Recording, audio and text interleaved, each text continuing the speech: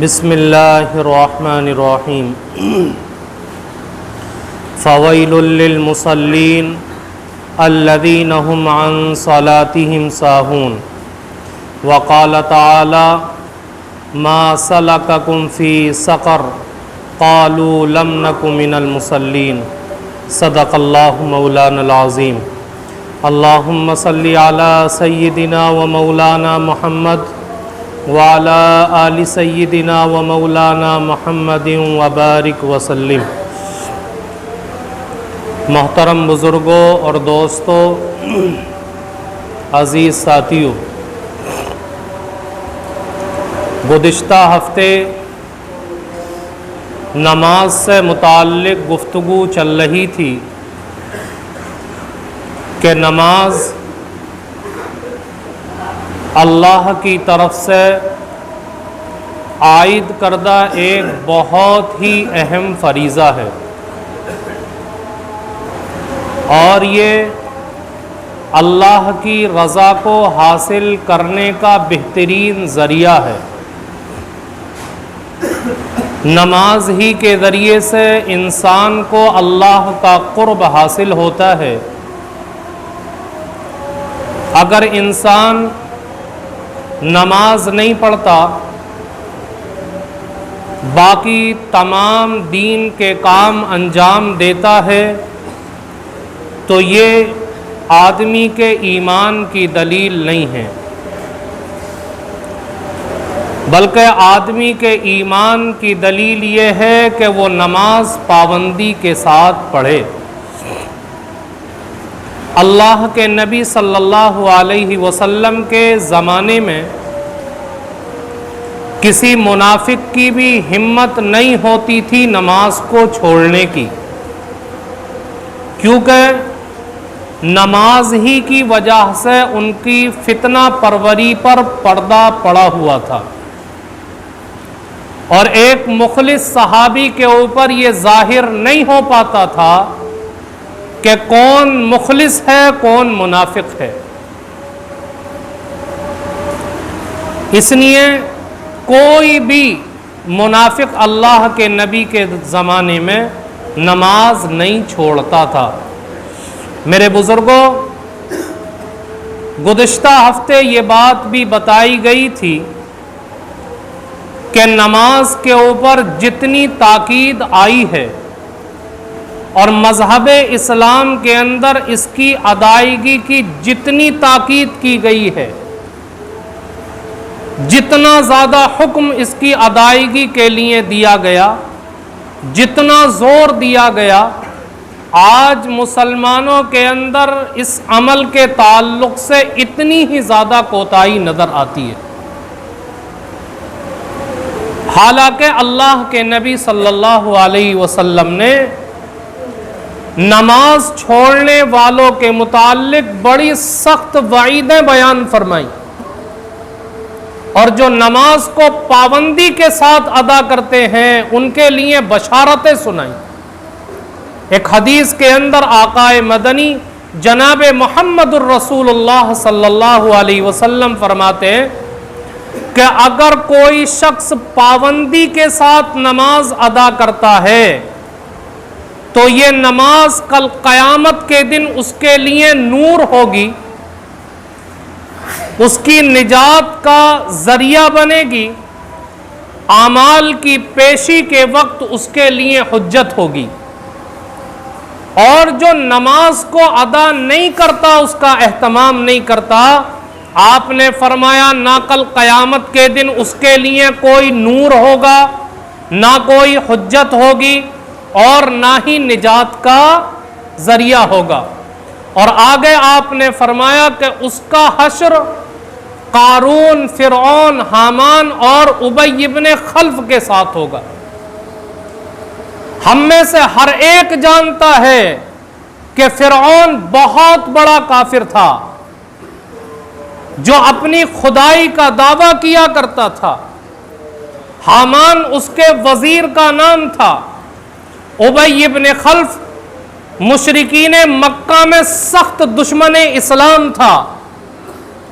آقا مدنی جناب محمد الرسول اللہ فرماتے ہیں کہ اگر کوئی نماز چھوڑتا ہے تو کل قیامت کے دن انہی کے ساتھ اس کا حشر ہوگا۔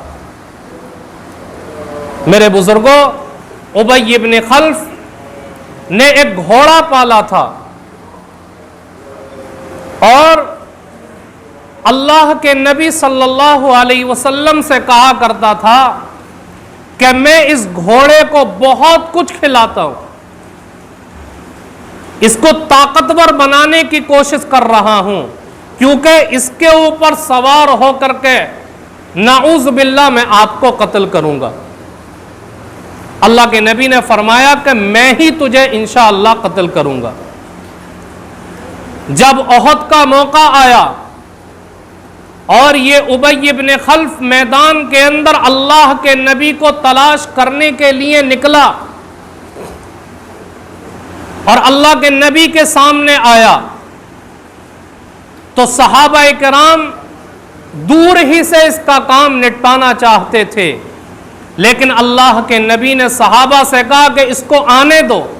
جب اللہ کے نبی کے قریب آیا قتل کرنے کے ارادے سے، آپ نے ایک صحابی کے ہاتھ سے برچھا لے کر کے اس کی گردن پر مارا، تھوڑا سا نشان لگا کہ اس برچھا مارنے کی وجہ سے اپنے گھوڑے سے لڑکتا ہوا کئی مرتبہ گرا اور چلاتا ہوا اپنے لشکر کی طرف بھاگا اور یہ کہتا تھا کہ مجھے محمد نے قتل کر دیا، محمد نے قتل کر دیا۔ مورخین نے لکھا ہے کہ اس کے چلانے کی آواز بیل کی طرح نکلا کرتی تھی۔ جب اپنے لشکر کے اندر آیا تو لوگوں نے تانا دیا اور کہا کہ معمولی سی خراش ہے پھر بھی اتنا چلا رہا ہے۔ ابو سفیان جو اس لڑائی کے اندر زوروں پر تھا، اس نے کہا کہ اتنی سی خراش سے کیا ہوتا ہے؟ تو ابی ابن خلف کہتا ہے کہ یہ محمد کی مار ہے اور مجھے اس کی وجہ سے اتنی تکلیف ہو رہی ہے کہ لات و عزا کی قسم اگر سارے حجاز والوں پر اس تکلیف کو تقسیم کر دیا جائے تو سارے کے سارے مر جائیں گے۔ اور بارہا کہا کرتا تھا کہ مجھے محمد نے کہا تھا کہ میں ہی تجھے قتل کروں گا، مجھے اسی وقت سے یقین ہو گیا تھا کہ میں محمد کے ہاتھوں ہی مارا جاؤں گا۔ اس کے بعد پھر مکہ آنے کے ایک دن پہلے ہی راستے میں اس کا انتقال ہو گیا۔ میرے بزرگوں، اس واقعے سے اب اندازہ لگائیے کہ ایک پکا کافر، سخت دشمن اسلام جو اللہ کے نبی صلی اللہ علیہ وسلم کا قتل کا ارادہ رکھتا ہے، لیکن ایسے پکے کافر کو اللہ کے نبی کی بات کے اوپر اتنا یقین ہے کہ بار بار اپنی زبان سے کہتا ہے کہ مجھے محمد نے کہا تھا تو مجھے یقین ہو گیا تھا کہ میں انہی کے ہاتھوں مارا جاؤں گا، اگر وہ میرے اوپر تھوک بھی دیتے تو بھی میں مر جاتا۔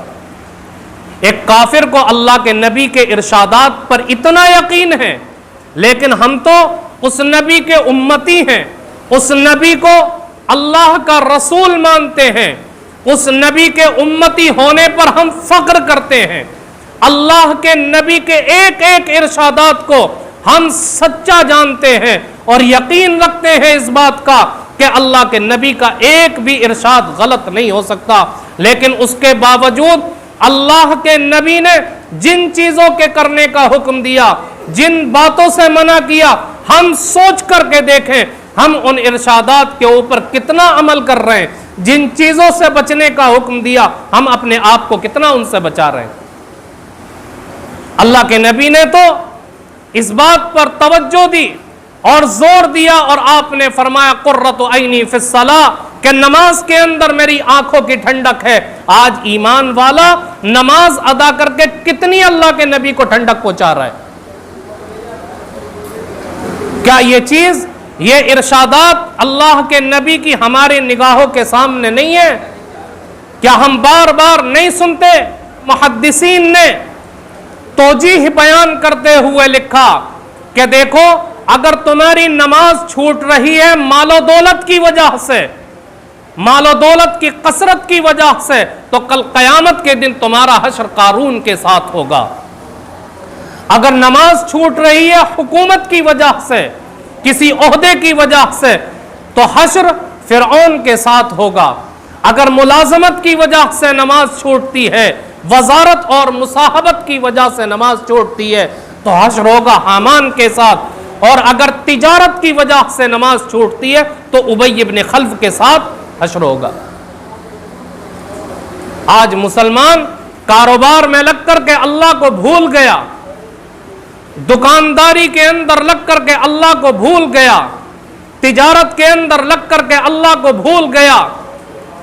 چاروں طرف سے مسجدوں کی اذان کی آواز آتی ہے، اللہ 5 مرتبہ پکرواتا ہے، حیا علی الصلاۃ، آ جاؤ نماز کے لیے، حیا علی الفلاح، آ جاؤ کامیابی کے لیے، لیکن اس کے باوجود مسلمان اپنے کانوں سے سنتا ہے، لیکن اس کے کانوں کے اوپر جوں نہیں رینگتی، اس کی پیشانی کے اوپر بل نہیں پڑتے، فریضہ چھوٹ رہا ہے، کوئی احساس نہیں ہوتا۔ میرے بزرگوں یاد رکھیں، اللہ رب العزت کے یہاں اس متعلق سخت پکڑ ہوگی۔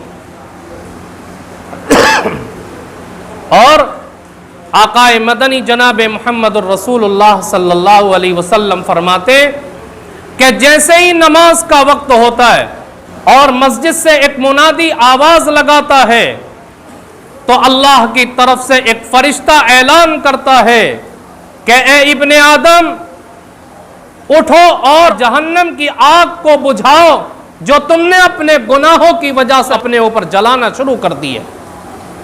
فرمایا آقا مدنی نے کہ جو دیندار لوگ ہوتے ہیں وہ اٹھتے ہیں، ظہر کی نماز کے لیے وضو کرتے ہیں اور ظہر کی نماز ادا کرتے ہیں، تو اللہ فجر سے لے کر ظہر تک کے تمام گناہوں کو معاف کر دیتا ہے۔ پھر عصر کے وقت میں اللہ کی طرف سے منادی اعلان کرتا ہے، آدمی عصر کی نماز ادا کرتا ہے تو ظہر سے عصر تک کے تمام گناہ معاف۔ پھر عصر سے مغرب، مغرب سے عشاء، اور عشاء کے بعد آپ نے فرمایا جب رات ہوتی ہے تو کچھ لوگ رات آنے کے بعد اچھائی کی طرف چلتے ہیں اور کچھ لوگ زناکاری اور بدکاری کی طرف رخ کرنے لگتے۔ میرے بزرگوں، ان تمام احادیث سے، قرآن کریم کی آیات کو جوڑنے سے یہ بات سمجھ میں آتی ہے کہ نماز کا ادا کرنا باعث اجر و ثواب ہے، اور نماز کا چھوڑ دینا انسان کے لیے بوال جان ہے۔ آدمی کو چاہیے کہ نماز پابندی سے ادا کرے، نماز کے بغیر نجات نہیں ہو سکتی، اور آدمی اپنی نماز کے عمل کی وجہ سے جنت کے اندر بھی پہلے داخل ہو جائے گا۔ ایک چھوٹا سا واقعہ سناتا ہوں۔ ایک صحابی کہتے ہیں کہ ایک قبیلے کے 2 افراد اللہ کے نبی علیہ السلام کے پاس آئے تھے اور دونوں ایک ساتھ مسلمان ہوئے۔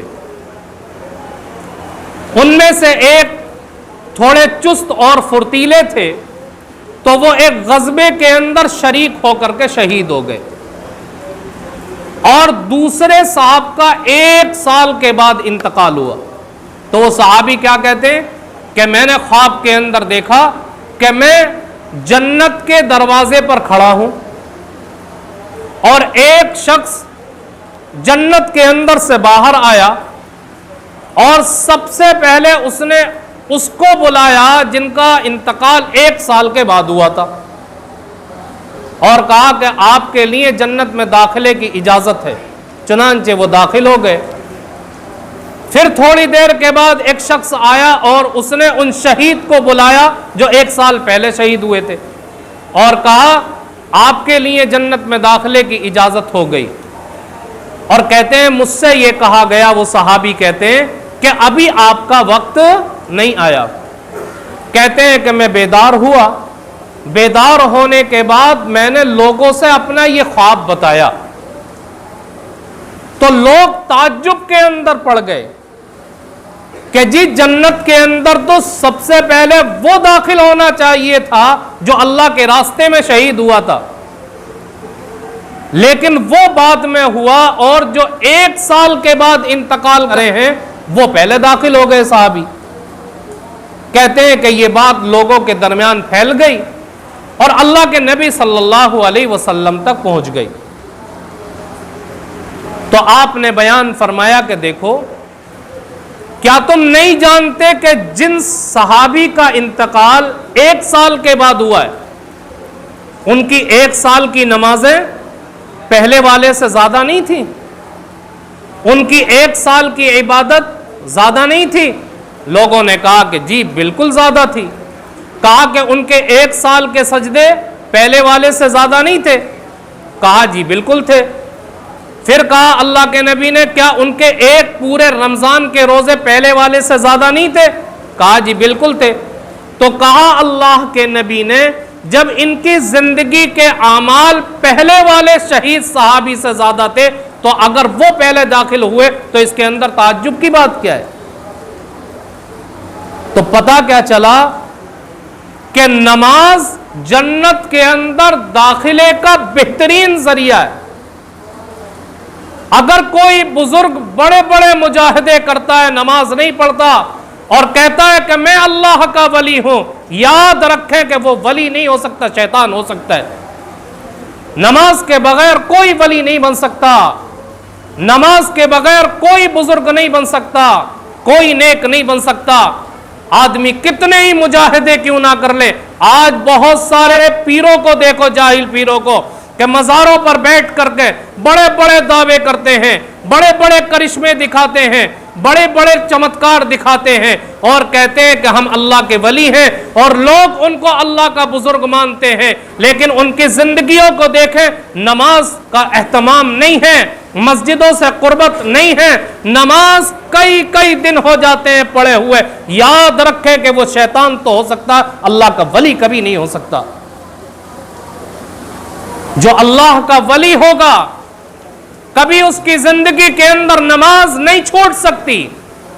آقا مدنی جناب محمد الرسول اللہ سے زیادہ بڑا کوئی نیک نہیں ہو سکتا، کوئی ولی نہیں ہو سکتا. لیکن آپ رات میں اللہ کے سامنے اتنی دیر کھڑے ہوتے ہیں کہ آپ کے پاؤں مبارک سوج کر کے موٹے ہو جاتے ہیں. حضرت عمر فاروق رضی اللہ تعالیٰ عنہ، جن کے متعلق اللہ کے نبی نے فرمایا کہ اگر میرے بعد کوئی نبی ہوتا تو عمر ہوتے. حضرت عمر رضی اللہ تعالیٰ عنہ پر قاتلانہ حملہ کیا گیا، جسم سے خون بہ رہا ہے، آخری وقت ہے، لیکن آخری وقت کے اندر بھی نماز کو نہیں چھوڑا اور لوگوں سے کہا کہ جس نے نماز نہیں پڑھی اسلام کے اندر اس کا کوئی حصہ نہیں. کیا یہ واقعات ہماری نظروں کے سامنے نہیں؟ کیا یہ تمام ارشادات ہم نے اپنے کانوں سے نہیں سنے ہیں؟ ایک حدیث سناتا ہوں جس سے پتہ چلے گا کہ نماز چھوڑنے کے متعلق کتنی سخت وعیدیں ہیں اور اللہ نے کیسا عذاب رکھا ہے. اللہ کے نبی صلی اللہ علیہ وسلم کی عادت تھی کہ آپ فجر کی نماز پڑھنے کے بعد صحابہ کرام کی طرف متوجہ ہوتے اور آپ صحابہ سے معلوم کیا کرتے تھے کیا آج رات کسی نے کوئی خواب دیکھا؟ اگر کسی نے دیکھا ہوتا تو وہ اللہ کے نبی کے سامنے بیان کر دیتا، آپ اس کی تعبیر بتا دیتے. ایک مرتبہ معمول کے مطابق اللہ کے نبی نے یہی پوچھا صحابہ سے فجر کی نماز کے بعد، کیا آج کسی نے کوئی خواب دیکھا ہے؟ کسی نے کچھ نہیں بتایا. اللہ کے نبی کہتے ہیں کہ آج رات میں نے خواب دیکھا ہے. اور پھر آپ نے اپنا خواب بیان فرمایا کہ جب میں سویا تو میرے پاس 2 شخص آئے اور مجھے آسمانوں پر لے گئے. پھر آپ نے لمبا خواب بیان کیا، میں اس پورے خواب کی تفصیل میں جانا نہیں چاہتا. آپ نے لمبا خواب بیان کرتے ہوئے یہ فرمایا کہ مجھے اسی خواب میں جنت کا نظارہ کرایا گیا، جہنم کو دکھایا گیا اور میں نے جہنم کے اندر مختلف قسم کے عذابوں کے اندر لوگوں کو مبتلا دیکھا. آپ فرماتے ہیں کہ اسی کے اندر سے میں نے ایک شخص کو دیکھا کہ ایک فرشتہ بڑا سا پتھر لاتا ہے اور اس شخص کے سر پر زور سے مارتا ہے تو اس کا سر کچل جاتا ہے. اب وہ پتھر لڑک کر کے دور جا کر کے گرتا ہے، وہ فرشتہ اس پتھر کو اٹھا کر لاتا ہے، جب تک اس کا یہ کچلا ہوا سر دوبارہ صحیح ہو جاتا ہے۔ کہتے ہیں اللہ کے نبی پھر وہ پتھر اٹھا کر پھر زور سے مارتا، پھر اس کا سر کچل جاتا ہے، اور یہی سلسلہ مستقل اس کے ساتھ جاری ہے۔ کہتے ہیں آقا مدنی جناب محمد الرسول اللہ صلی اللہ علیہ وسلم، میں نے ان دونوں شخصوں سے جو مجھے لے کر کے گئے تھے ان سے معلوم کیا کہ یہ کیا ماجرا ہے اور اس کو یہ عذاب کس وجہ سے ہو رہا ہے، تو انہوں نے کہا کہ اللہ کے نبی، اس شخص نے قرآن پڑھا تھا اور پڑھ کر کے اس کو چھوڑ دیا، اور دوسرے یہ نماز کے اندر سستی اور کاہلی کیا کرتا تھا، نماز چھوڑ دیا کرتا تھا، نماز چھوڑنے کی وجہ سے اس کو یہ عذاب ہو رہا ہے کہ اس کا سر پتھر کے ساتھ کچلا جا رہا ہے۔ میرے بزرگوں، ہم کتنی نمازیں چھوڑتے ہیں، ہمارے گھر کے اندر ہماری اولاد، ہمارے بیوی بچے، ہمارے بہن بھائی نماز نہیں پڑھتے، ہمیں اس کا احساس نہیں ہوتا۔ اللہ کے واسطے ان کو نماز کی طرف لانے کی کوشش کریں، کیونکہ نماز کا نہ پڑھنا یہ شیطانوں جیسا کام ہے۔ پہلے زمانے کے اندر لوگوں کو شیطان نظر آ جایا کرتا تھا۔ ایک شخص کو شیطان نظر آیا، حضرت حکیم الامت رحمۃ اللہ علیہ نے یہ لطیفہ لکھا ہے۔ شیطان نظر آیا اس شخص کو، تو اس شخص نے شیطان سے کہا کہ مجھے تو ایسا کام بتا کہ میں اس کام کو کر کے تیرے جیسا بن جاؤں۔ شیطان نے کہا کہ جی آج تک تو دنیا میں کوئی ایسا مجھے ملا نہیں جو اس چیز کی مجھ سے فرمائش کرے کہ ایسا کام بتا کہ میں تیرے جیسا بن جاؤں۔ تو اس آدمی نے کہا کہ بس میرا دل چاہتا ہے کہ تو مجھے بتا دے تو میں بھی اس کام کو کر کے تیرے جیسا بن جاؤں۔ تو شیطان نے بتایا کہ تم دو کام کر لو۔ کیا؟ ایک تو نماز کے اندر سستی برتا کرو، نماز چھوڑ دیا کرو، اور دوسرے بات بات پر جھوٹی قسمیں کھایا کرو، ہر بات پر جھوٹی قسم، ہر بات پر جھوٹی قسم۔ تم یہ دو کام کر لو، نماز کو چھوڑنے لگو، جھوٹی قسم کھانے لگو، تم میرے جیسے بن جاؤ گے۔ وہ آدمی بھی بڑا چلاک تھا، کہتا ہے کہ میں اللہ کی قسم کھاتا ہوں کہ آج کے بعد نہ کبھی نماز چھوڑوں گا، نہ کبھی جھوٹی قسم کھاؤں گا۔